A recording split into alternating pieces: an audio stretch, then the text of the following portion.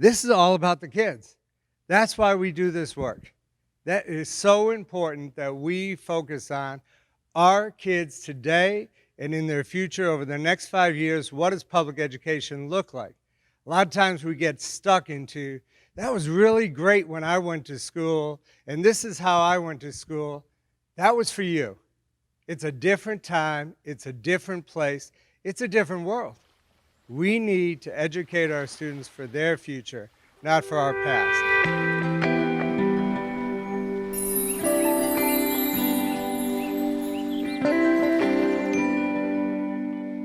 So we are at the Strategic Planning Committee meeting, our first one. So today we kind of broke down what our strategic plan was and kind of brainstormed some new ideas on what we wanted to see in our new one and the focuses that we wanted to make. So basically what we're doing is we're sitting down to create our educational plan for the next 5 years for the school system.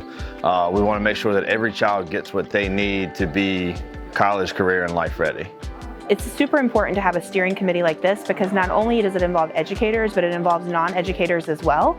And our goal in having these meetings is to talk about not only where do we see as educators where the school system should go, but where the community wants to see education go for I Love Wight County. When you're drafting a document that's this important, that's going to steer the whole entire school district for the next several years, I think it's very important to collect as much diverse input as possible.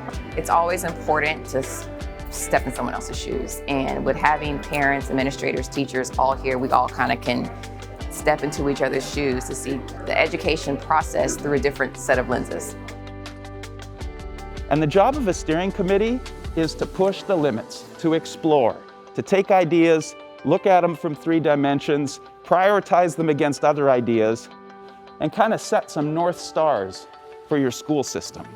As a steering committee, our job is to dream big, to initially not think about the restrictions or the limitations that we've experienced or obstacles that we've seen in the past with education, but to see them more as challenges. Some of those goals are going to seem lofty and unachievable, but we have some time to get them done.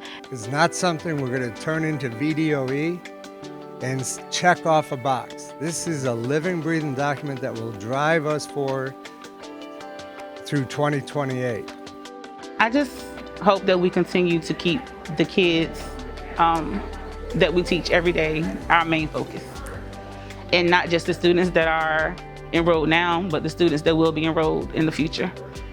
I am speaking on behalf of my daughter, Avery. Students that I've worked with over the years in regards to their mental health. I'm here for my students with disabilities. The parent, and make sure the parent has the resources and everything that they need. Those students that kind of get overlooked or told to conform to what everybody else is doing in the classroom. Students like Juliana, who's a Latina, who has cultural expectations that we cannot begin to understand.